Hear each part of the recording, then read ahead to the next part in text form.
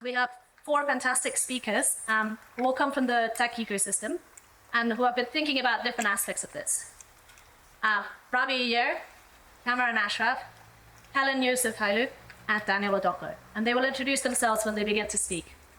I'm going to ask each of them one question, and then after you've all spoken, I may ask you to comment on what you've all said. So be ready for that. This is a panel like the panel yesterday where there will be no questions from the audience, but you can find the panelists later at coffee and ask questions then. So Ravi, I'm going to start with you. I recently read a really great article you wrote about the challenges of content moderation in respect to narratives around Gaza and Palestine and Israel. And I know that you have some thoughts about why that is. So what are the challenges of content moderation? And why it is that design is something that we should be thinking about instead? Yeah, so thank you everyone for having me. I have a history of talking about content moderation, and I think it'll help if I introduce myself and tell you a little bit more about like my story, and you'll sort of see how I came to that opinion. So I started my career as a programmer. I got a degree in psychology because I felt the things I was programming was kind of meaningless. I ended up studying polarization, and I had this sort of dual skill set, tech and polarization. So about 5 years ago, someone asked me to go work at Facebook, work on polarization. And I started off as a data science manager at newsfeed integrity. And being a data science manager at Facebook is kind of like being an accountant. So I would count how many times people viewed hate speech or how many times people reported misinformation. I put these things on dashboards, and we work as a team to like drive these numbers down so there's like less misinformation and less hate in the world. Problem was that I felt like we could drive these numbers down to very low numbers, the numbers that platforms often report, and we wouldn't actually solve the problem because the definitions that companies have for hate speech or for misinformation are very different than the definitions that people in society say are, what the society thinks is harmful content or dangerous speech often takes the form of, things like fear speech, which is hard to capture in policies. So, one of the top ways that you get people to hate another group, you sensationalize a crime committed by some member of that group. And because someone of every group commits a crime sometime, you don't have to lie to people. You just can cherry pick examples, right? And so those are the kinds of things that our policies couldn't capture. So I moved from being a research manager to being from being a data science manager to being a research manager, where I could talk to users and ask them, like, what do you think is harmful, and sort of compare them to our policies. And I spent some amount of time trying to close policy gaps. And so we came up with policies for like rumors in you can't, if somebody says like there are people in your neighborhood who are threatening your children, you can't fact check that. I can't prove that nobody who comes to your neighborhood wants to hurt your children. I worked on the George Floyd protests in the United States. People would talk about, members of Antifa are coming to your town. I can't prove that no person who had any connection to Antifa is coming to your town. But people would show up, try to defend themselves against Antifa, and people were killed. So we try to close these policy gaps. You could never get these policies to scale where at the scale that Meta was working at, where you could make a decision about, what was legitimate or illegitimate fear speech. Because at the same time, there are things to be afraid of in the world. We had a team that went to Cameroon, and they, and people there would say like, this information is really important to us, understanding like where we can go or what we can, what is safe and what is not safe. And so having someone far away decide like what is a verified rumor or not verified rumor is just, it's never going to work that well. So eventually I moved to the core product teams as a product manager, and I worked on design solutions. A lot of the times you hear these break the glass measures that platforms roll out during elections. Like those are the kinds of things I worked on. So are things that we've launched we launched in various places. A lot of these things have become permanent, where political content is actually ranked very differently on Facebook than non-political content, because engagement incentives for political content is not meant to be entertainment. It sets a really bad incentive for that to be the case. I left about a year ago. I've been working at the USC's Neely Center now, and just trying to help people understand that perspective that, and I've talked to people who work on content moderation. A lot of people here work on content moderation. And I think the analogy that sometimes people use is like, that Maria Ressa has used is, it's like taking a polluted stream and trying to clean it one glass at a time without dealing with what is upstream that is creating that pollution in the first place, right? And so it's important to, content moderation it is an important job, but you're never going to get ahead of it until you deal with like the thing upstream that maybe is creating that pollution. And that's what I think design is. And so I'm excited that we're having this conversation so that hopefully we can work together to advocate for the design of these platforms being better for society. Thanks, Ravi. I think that's a really, really great way of kind of setting the scene of why thinking about design is important here, and also what it is about conflict-sensitive technologies that we want to be thinking about. So, Helen, you work at Meta, and I think it's interesting because I was thinking about this article that Ravi wrote about Gaza, and another issue that's evident in the narratives on Gaza has been the bias in content moderation, right? And also the amount of misinformation. And I know that's something that you think about a lot at Meta as well. So would you like to share a bit about that, and also in general what you do at Meta? Thank you.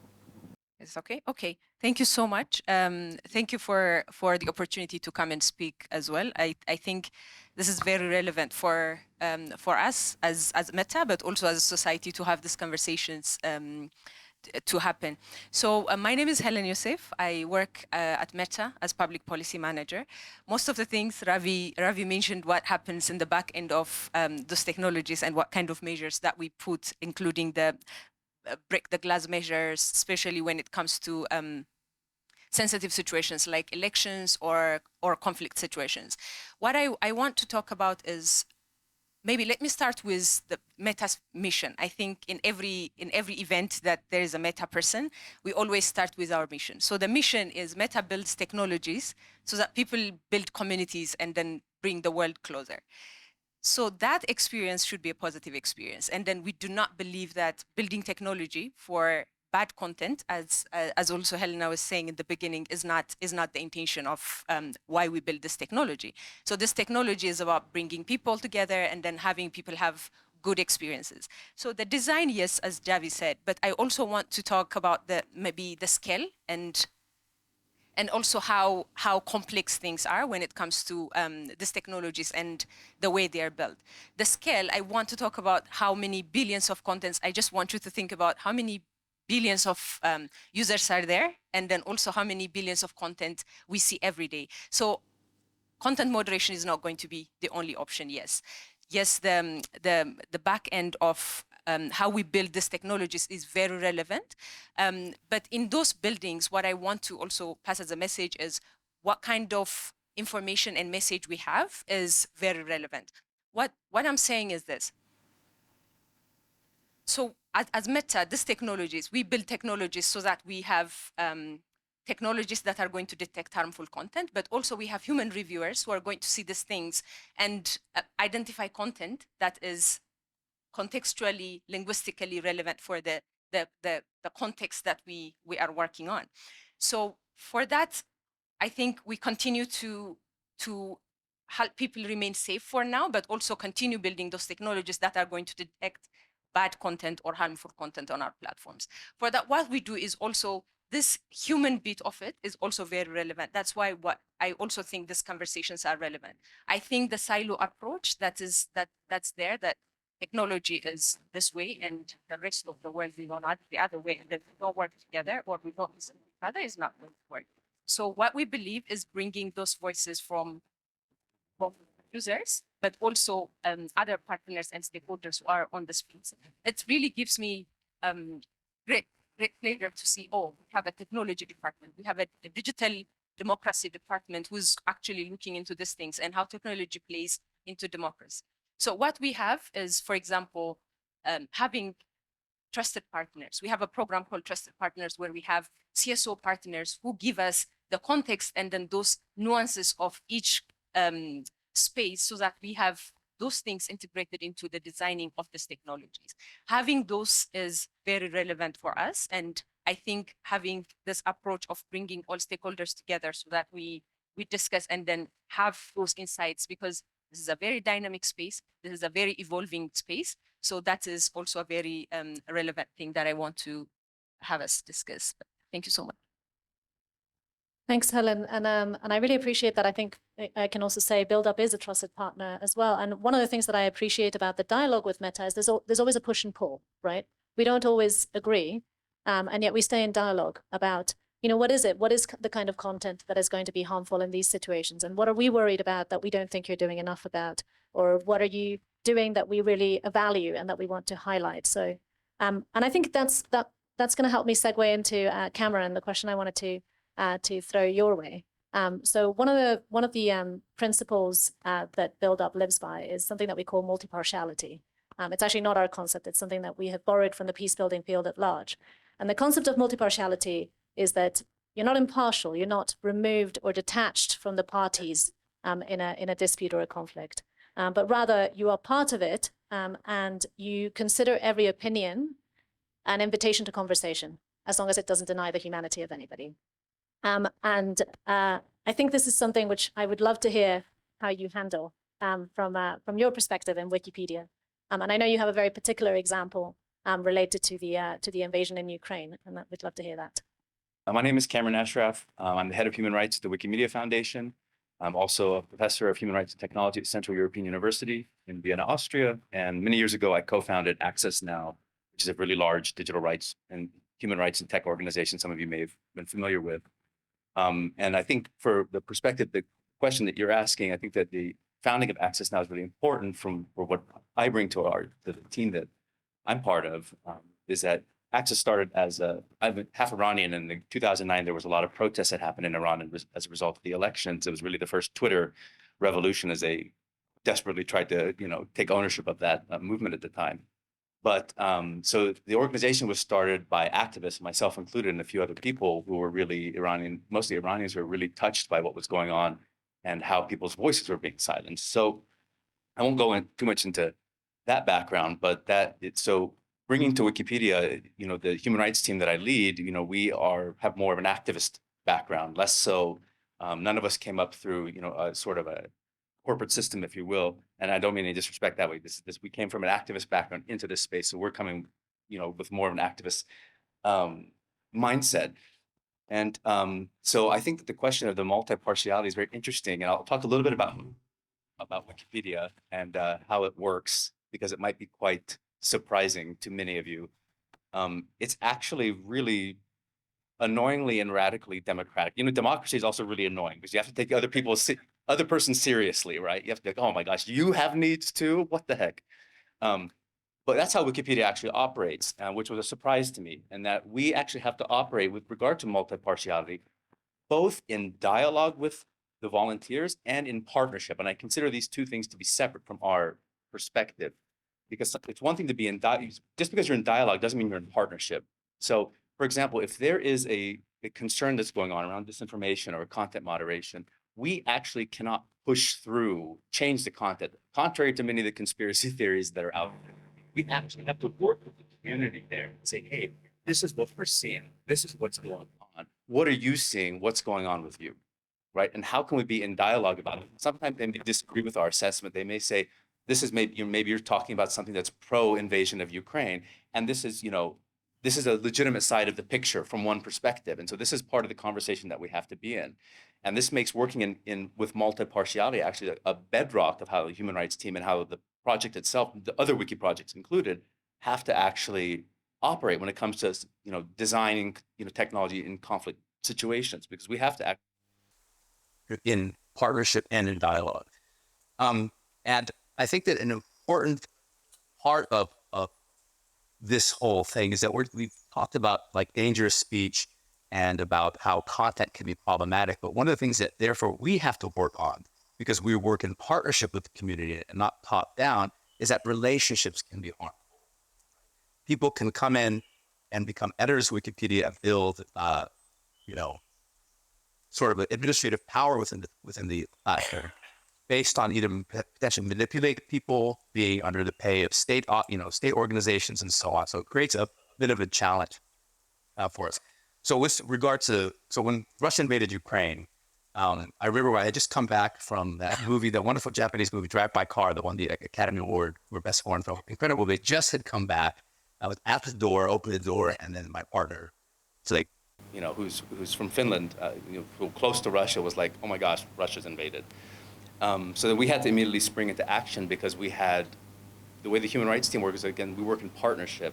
And we had to actually start to, for the first time, the foundation and the project was faced with something like this and start to map out how do we actually work with, two communities that are at risk, Russian editors who are trying to also, report, so to speak, on what's happening, and also Ukrainian editors, and both being in country and in a diaspora, and how do we sort of marshal our resources. So, we came up with sort of 3 pillars, and the first one was I've talked a little bit about was this, this community and the organization have to be in both dialogue and occasionally in partnership, and this required, some difficult conversations with individuals, being like, hey, you're in now occupied territory. This might not be, you might not want to be continuing to work on this topic now, but then also having to understand and respect that this is a passion, free knowledge is a passion for a lot of people, and that this is then a choice that they're making. It's also been my experience in the human rights world, is the respecting the choice of the activists who might put themselves at risk. And then it was, okay, that's the first part, and then we also had to work on what I like to call iterative human rights design.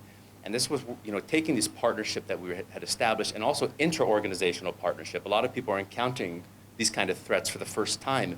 It's an encyclopedia, so many people didn't sign up for people at the front line of a war, right?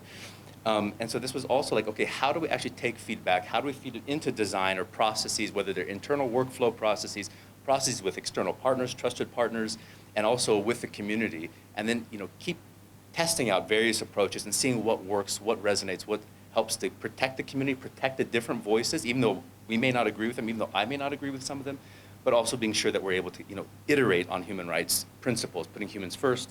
And then finally, the third portion, and then I'll, complete, I want to be mindful of time, is also having trusted external partners who can check on what we're doing. So we're not stuck, even if you have multiple people at the same organization, even if you have different community members, you're all kind of in a, whether it's a Wikipedia, a Facebook, whatever, silo.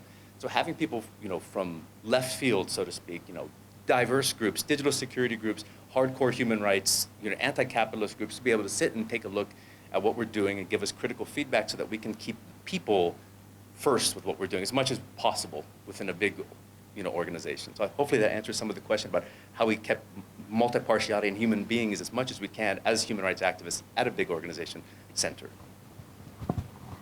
I think it's such an interesting answer, and I think one of the things that I sort of pick from what you and Helen have raised is this challenge, right, of maintaining, keeping humans at the center in all their complexity and diversity when you are an organization that is global and that has a platform that is globally accessed.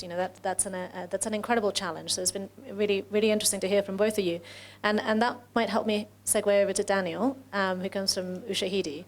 And one of the things that I've really appreciated about Ushahidi over the years, watching your work and using your product, is really the attention that you pay to the sort of culturally sensitive deployment of your platform. So I know this is mostly about design, but now you're going to talk more, I think, about deployment, and we'd love to hear that too. Thank you very much. Good morning, everyone. My name is Daniel. I'm the implementation lead at Ushahidi, and we are a global non-profit technology organization birthed here in Nairobi, Kenya. And our goal is to enable the participation of the widest sectors of society. I think in responding to some of the cultural specific work that we do, or really cultural attention to the detail within the work that we do, I would like to talk about our origin for those who might not have encountered Ushahidi yet. I think about 16 years ago, here in the streets of Nairobi, an election had taken place, and as one might expect or not, violence broke out. Different groups of people, either on tribal lines or socioeconomic lines, were attacking others. And this sort of spiraled out of control across the country. And what was sad is that when you'd turn on your television, you would not see any reports about what was taking place. There was basically an information blackout. And our founders, who were bloggers at the time, came out to say there should be something that we could do. And they set up a really not fancy website, but it allowed citizens to be able to send in text messages reporting on what was taking place outside their windows, what was happening in the streets. They could also go to the website and be able to pin locations on the map where they were and take pictures and say, this is what's taking place here. Unknowingly, we had actually given power to the people to be able to speak out about what was happening. And in a time when no one could give them this agency, the citizens suddenly felt that they had the power to be able to speak out about what was taking place. But also, in the aftermath of this, this was one of the platforms that was actually being used to hold, the people who are driving this conflict to account. Like I said, 16 years later, this one Ushahidi moment has been replicated across 160 countries. And we're very proud each and every day that we've contributed to citizens being able to raise their voices. And I put a distinction between just gathering feedback from citizens, that's collecting voices. Ushahidi is in the business of making sure that these voices are actually heard and decisions are being made that are reflecting what they've said or requested or talked about. So fast forward, I think I was very proud yesterday to see, some of our partners, partner deployers, talking about the work that they've done, whether trying to ensure that the streets within their country are safer. And I think that that's a very powerful testimony. But also, I think one of the panelists was from Nigeria, and they're saying how they're using this for coordination of their work. This at Ushahidi is what we call Ushahidi moments, and we're trying to make sure that there are 20 million voices raised over the next about 3 years as part of our organizational goal.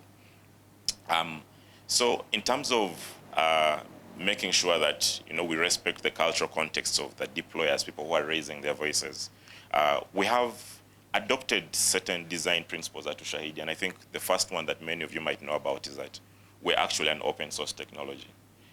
Just a couple of weeks ago, I was in Ethiopia, and someone from the African Union actually said Ushahidi is the original digital public good, meaning before anyone was thinking digital public goods, we were actually thinking, how are we building technology that's a utility to enable citizens speak out on the issues that affect them the most? Be it climate action, be it crisis response, or good governance that we are more known for. We try to ensure that, within any particular context, the people who are trying to organize this community actually have the opportunity to tailor the product for themselves. This means that beyond just language, but that's very important. Many people don't take it serious, but in Kenya, I think we have about 40 languages. And I was speaking to someone from Zimbabwe who said there are 86 languages. For those who might not pay attention to this, but that means a big deal in terms of how the citizen can communicate with you. If you talk to me in a language that's strange to me, I will not listen, I will not respond, but that does not mean I have issues at heart. And community organizers have the opportunity to tailor the product to their own languages, and we have the tools to enable that within the platform.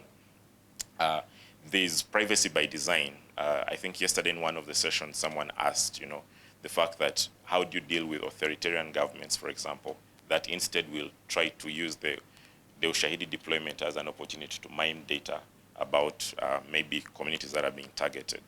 And we're saying, you should have the opportunity to say this field of data that I'm collecting is private. And that means that not even us at Ushahidi can view that information. And within our design approaches, we try to make sure that we respect that and also make sure that we encrypt the data. But even beyond that, we've been thinking about trends like differential privacy, where we are saying we can actually be able to share data without sharing the data, but we are sharing properties of the data that might be useful to you. For example, I could say in this room, there are about 100 people, and I say this represents maybe 15 different geographies. It represents maybe 20 different languages. We feel that the properties of that data are what help you make decisions, but the phone numbers of the people in this room don't. The geo-coordinates of where they come from don't. So these are some of the approaches that we are taking just to make sure that we respect contexts. Accessibility, I go an extra layer to even say the smartphone you're holding it's actually a privilege for very many communities. But they still want to be able to raise their voices. And some of the things we think about Ushahidi are that, while everyone says SMS is dead, we say that there is still many communities, which is actually the 99%, who still can't afford the smartphones we have, who still can't afford to, access an internet connection, but their voices need to be heard. And so SMS is something we continuously innovate around. Within Kenya, almost everyone uses M-Pesa daily, from a grandmother to even a child. I often joke that within my first weeks in this country, I'm from Uganda, I met a hawker on the streets who refused to sell to me gum because I was offering cash. And they were saying, I don't want that cash because the city council folks will actually come and take it from my pocket. But I'll accept a payment by M-Pesa. And that context is very important because at Ushahidi we are saying this USSD channel, if everyone is using it without any form of training, we should be able to use it to collect voices from citizens. So it's one of the channels that we allow citizens to be able to share feedback. Questions like how many meals have you had this week, and they'll text back a number via the USSD channel. How many people live in your household, and questions of that sort are addressed using the channels that we avail. So yeah, just going to double down on that, just to say that it's very important actually to think about the peculiarities of communities, understand the differences in the demographic spread, but also think about those who are unheard in that community. It's very easy to say this was the hotspot of violence in this country, but have you actually gone ahead to say, in this area which is not a hotspot, why are they not speaking? Yeah, because it could be happening or taking place and we're actually just not paying attention. So these are some of the questions that keep us up at night at Ushahidi.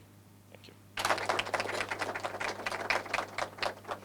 Thank you all. That was a great opening. And I know I said I would let you all ask each other questions, which I am going to do, so start thinking about it. But I'm going to ask the first one so that you're off the hook for a few more minutes. And I actually want to, I agree, I do think Ushahidi is the original digital public good. And I guess my question then goes to Ravi.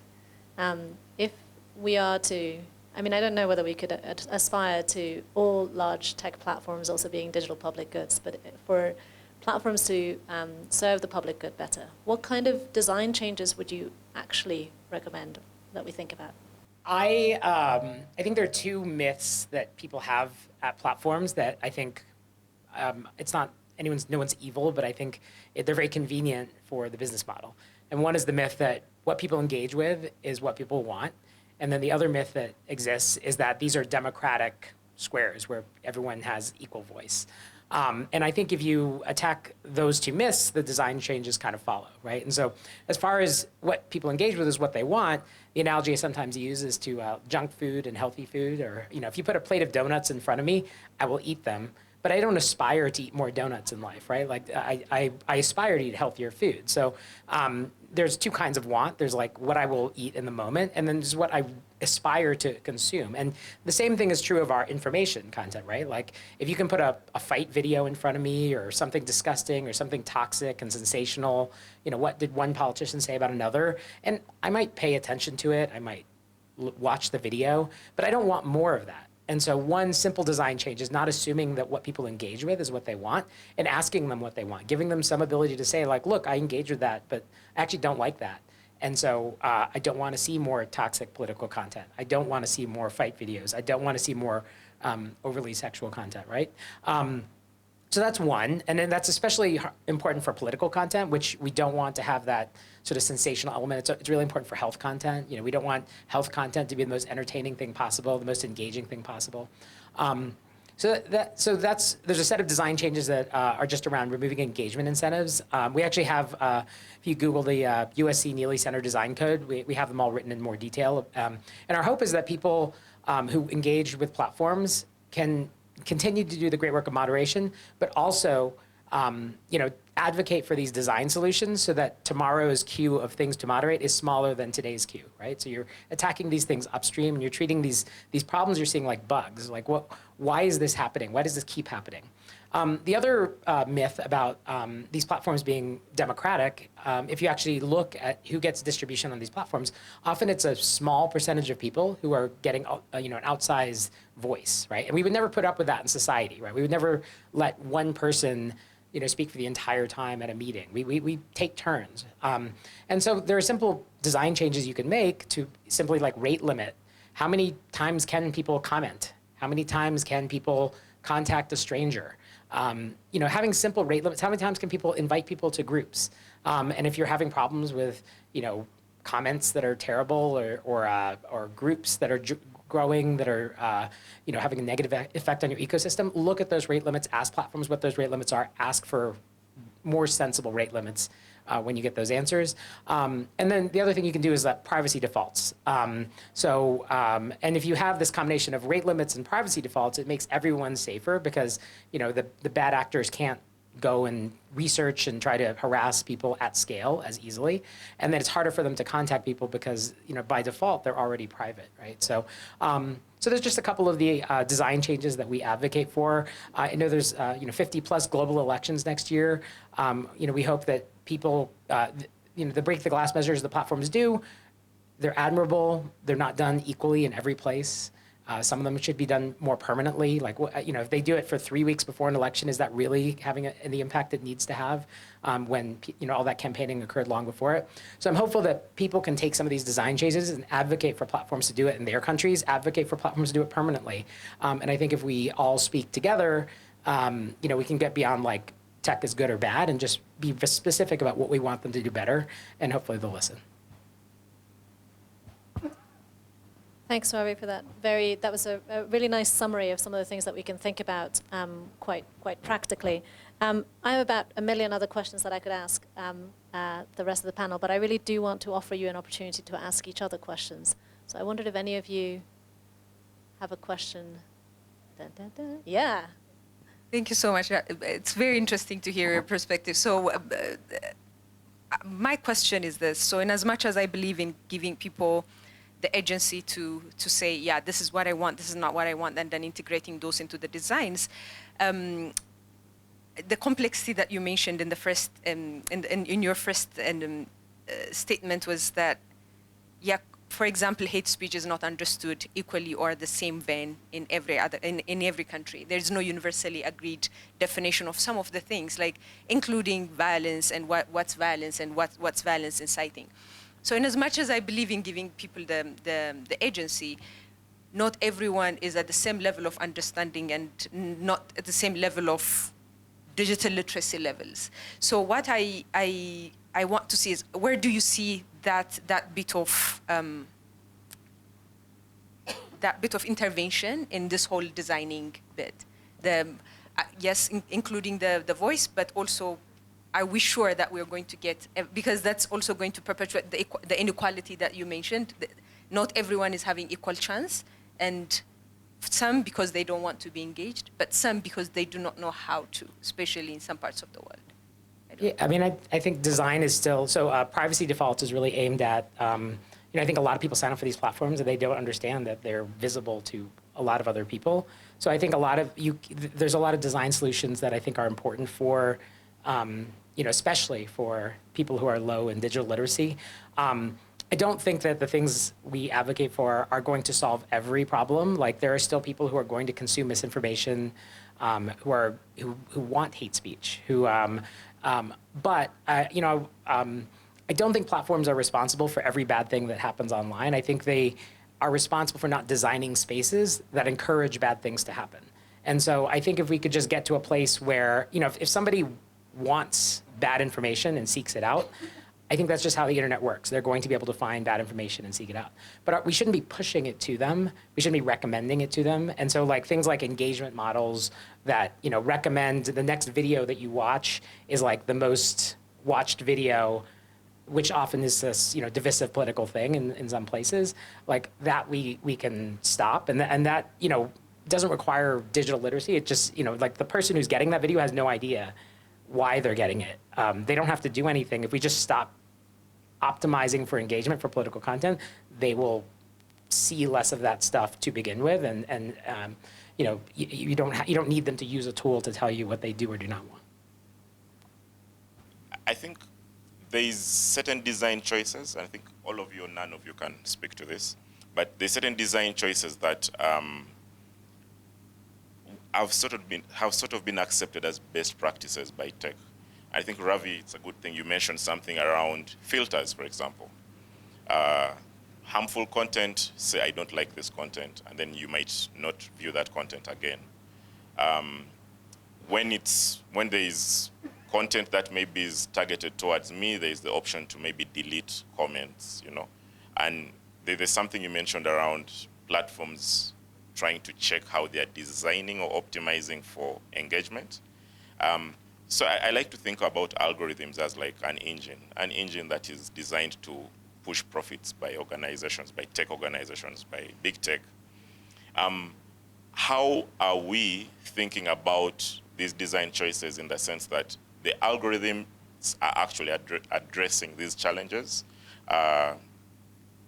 before they take place? For example, when I'm uploading harmful content, is there a filter that's saying that, okay, perhaps this content that you're uploading may not be suitable for audiences that you're addressing it to? Instead of putting the challenge to me, who is the audience, to be the one to say, okay, filter this. And I was speaking to someone who said it's very hard for big tech to apply filters on live stream content, and it's easy to do it after. But, I mean, we are sending rockets to the moon, but you're telling us this is where you draw the line. You won't be able to filter live content. I think that's a design choice that has been made. And at the end of the day, as long as we continue to allow this, is when, you know, as long as we continue to allow this, we'll continue to see such content online that is harmful or that is perpetuating violence in certain communities. Second reflection is just about the fact that not even a filter or the delete one at a time principle is going to stop this violence from taking place or harmful content from propagating. But we need to accept the reality that it's these platforms that are amplifying this content. So they are not responsible for it, but they're amplifying. And amplifying is influencing behavior in the real world. So how are we as technology, people in the technology ecosystem, actually thinking about the communities that exist in the real world? We start to think of people as avatars online, but that's not a reality. We're actual human beings. And at the end of the day, if we don't engage in behavior change programs, step aside from the tech and engage with actual human communities, and I think this is a stopgap measure that we need to start thinking about. Technology is not the solution. I think technology is just 10% of the solution. 90% of it is how we are speaking to each other and influencing each other's behavior. So I think we need to play an active role in saying, okay, shut the laptop and let's go and actually engage communities. And despite being a tech company, you need to have such measures in place. Speaking like a true digital peace builder, Daniel. Yeah. I think Cathy O'Neill says that algorithms are opinions embedded in code. And so maybe what you're saying is part of what we have to do is change the opinions of these algorithms so that, like Ravi was saying, there's design choices that can help the digital ecosystem be better. But then there's also the opinions of people, right, of humans on the other side. I've been thinking a lot about the connection between trauma and misinformation, personally. So I would love to see more research into this, but I have a feeling that, so disinformation is created by actors who want to spread, fake information or harmful information, etc. But then it becomes misinformation when people actually spread it, right? It becomes misinformation when people share that disinformation. And some of that has to do with the design of platforms, but some of it does have to do with the behaviors of people. And I think there's likely a very strong connection, I'm pretty sure, in between that and trauma. And so I think what we see in a lot of the work that we do as digital peace builders is trauma playing out in the spread of misinformation. And that's something I don't think we talk about enough. So we talk a lot about the link between online conflict and offline conflict, but I don't know that we talk about the link in between offline trauma and the spread of online conflict, and offline sort of conflict-related trauma and the spread of misinformation.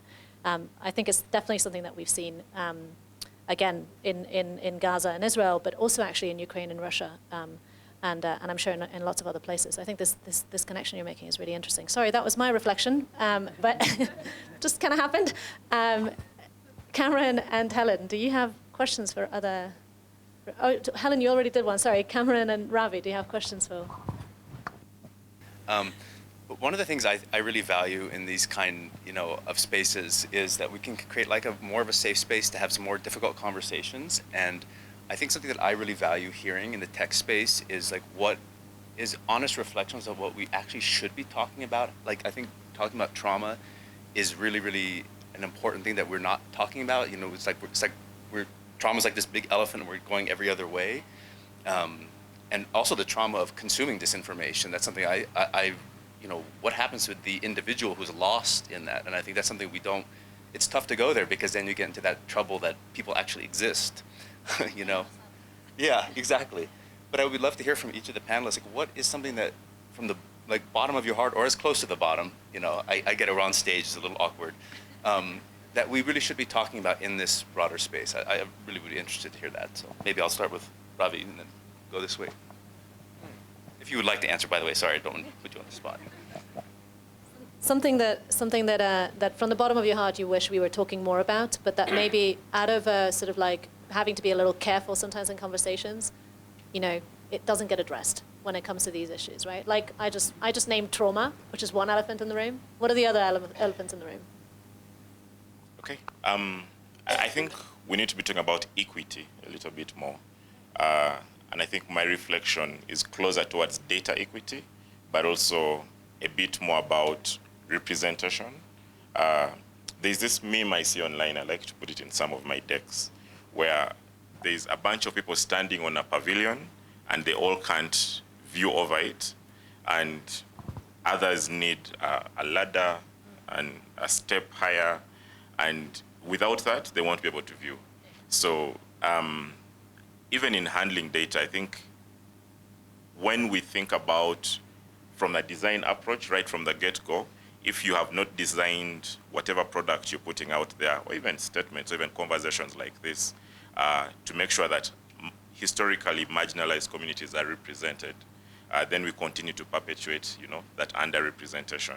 So I think equity is something, I think about it from a gender lens, I think about it all the way to communities, but even in online platforms, I think about the reality that everyone believes that what's online is it.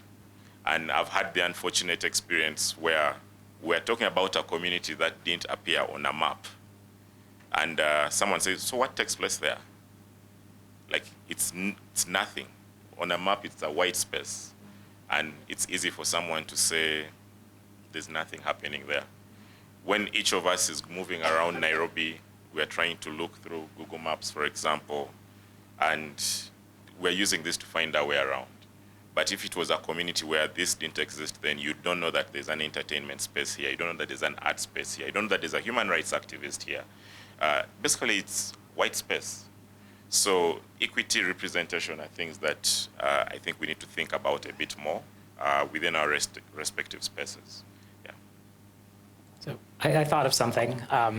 So a lot of the conversation we've had here, people throw out the term hate speech. I think we don't have the same, I think we're all thinking of different things when we say that word.